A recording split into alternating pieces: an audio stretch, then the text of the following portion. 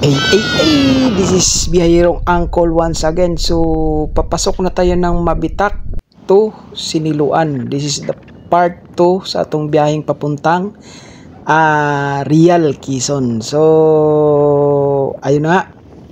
Sa hindi pa nakapag-subscribe sa ating YouTube channel, so pasuyo naman, pa-subscribe and pakipindot ng ating notification bell para updated kayo sa ating mga bagong video. Okay. At syempre, meron din tayong page, Facebook page, Biyahirong Uncle TV. So, paki-follow and like na rin yung page natin para kung gusto nyo mga joke, mga katatawanan na video, meron tayo doon sa mga reels natin, parang good vibes lang po. Okay, so Biyahirong Uncle TV sa Facebook page and Biyahirong Uncle TV sa YouTube, and meron din tayong TikTok, Biyahirong Uncle TV. So lahat na, paki-support po. Maraming salamat sa nakasubaybay sa atin, kaibigan, mga classmates, mga kamag-anak ko. So sa baguhan, paki-subscribe na lang po. Salamat. Maraming salamat sa pag follow and subscribe. Okay, so let's go. Sa nakikita nyo, napakaling litra, Lumban. Okay, so napakaganda ng place na, napaka stress reliever na po. Dito naman sa kanan, ang daming napapicture. Ayun, oh, nakita nyo, maliit na falls. So Kalayaan, welcome Kalayaan. So talagang yung pagsanghan, yung Lumban ay kilala sa falls. Mayroon silang mga falls dito. So naalala nyo ba yung doon sa part 1 natin, yung arc ng pagsanghan? So ginawa pala yun 1877 pa. Oo, ginawa ng mga tao yon to express gratitude to their patron, ang Our Lady of Guadalupe. Okay, so para daw maprotektahan ang taon. Napakatagal na pala ng arko na yon. Talagang pinipreserve nila. So hindi naman tayo hindi man ligid sa ating kaalaman. Grabe, ligid sa kaalaman na yung pagsanghan ay sikat talaga dahil sa mga falls nila. So sana sa susunod natin na biyahe ay mapuntahan natin yung Pagsanghan Falls. According to history, yung Pagsanghan Falls ay also known as Kabinti Falls, o Kabinti Falls, and ang local name nito is Magdapio Falls. Isa ito sa mga famous na waterfalls sa Pilipinas. Located po ito sa Laguna. So ang falls nito ay isa sa mga major tourist attraction of the region. So naalala ko dati nung elementary pa ako. So may teacher namin. Siyempre natin kung meron silang mga flashcard, tapos pinainaganyan, ano to, ay, isa sa mga magagandang tanawin sa Pilipinas, yung Pagsanghan Falls. So yung buhol daw nagka-issue tinayuan ng ewan ko doon, labas na tayo doon. So sana itong Pagsanghan ma-preserve, talagang hindi matayuan ng hindi bale, hindi imposible kasi falls na to. So pagandahin na lang nila kamo, lagyan ng mga kubo. Alam ko meron din ng ang Pagsanghan na pwede ka sumakay ng boat. Ganda din.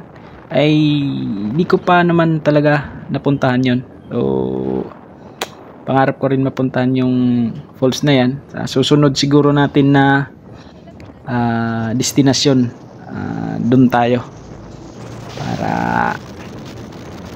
matingnan din natin kung gaano kaganda yung Pagsanghan Falls na yan. Okay, so tuloy-tuloy ang biyahe natin. Yun ang totoong nagpapakaba. Marami sila ngayon dahil sa yung parada. Kasi tong takbo natin ngayon is Biyernes Santo po talaga to. So, kaya ingat na ingat tayo. Dahil alam niyo na, biyahe, sabi nila ng mga matatanda na bawal daw lumabas talaga pagka Biyernes Santo. Nasa bahay lang dapat si Mana Santa. Pero ito lang yung time natin na makagala. Ito lang yung ano natin na makapagliwaliw. So, ayun. Punta tayo ng Real. So, papasok na tayo. Paakyat na to, pababa. Ang ganda na ng daan nito.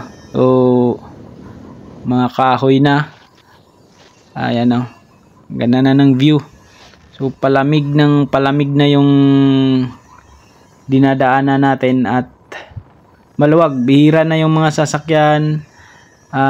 Sa napansin ko dito is ano na, wala na siyang traffic lights. Yan, wala nang mga ayan wala na talagang, wala ka na makikitang mga ilaw sa daan. Pag gabi mahihirapan ka dito. Dapat pag dumaan ka dito umaga, maliwanag kasi wala nang ilaw sa mga poste wala na. So tuloy-tuloy lang tayo. Okay, so puntahan nyo rin tong lugar na to, Real Quezon. Kung gusto nyong maganda na daanan, maliwalas, and sa pagkakaalam ko, kung tutumbukin mo to, dire-diretso lang to ng kilometer 90. Tapos Rizal, dire-diretso papuntang Marilake. So, kung gusto nyong libutin tong daan na to, napakaganda. O gusto nyong i-relax yung nyo, maganda group ride talaga. Kasi pagka solo, hindi ka pag solo ride. Pero ako mahilig din na mag solo ride. Din ako. Okay, so enjoy nyo lang yung view, enjoy natin yung ride, and napakaliwalas. Ang ganda ng ng araw, tapos yung daan hindi matraffic. Ito talaga yung pinaka gusto ko na biyahe talaga. Naalala ko yung umuwi ako ng Leyte. Sarap ng biyahe pag ganito, pag umaga. Wag lang sana umulan kasi ramdam ko na yung ihip ng hangin parang kakaiba yung dampi sa aking katawan parang ang lamig, o dahil siguro sa mga kahoy sa paligid, kasi ang ganda na ng paligid na siya talagang puro puno na ng kahoy ang probinsya na talaga ang dating malayo ka na sa ingay, gulo. Ramdam ko na nga talagang probinsya na. Pero itong binabaybay natin ngayon is sakop pa ng Laguna to. Pero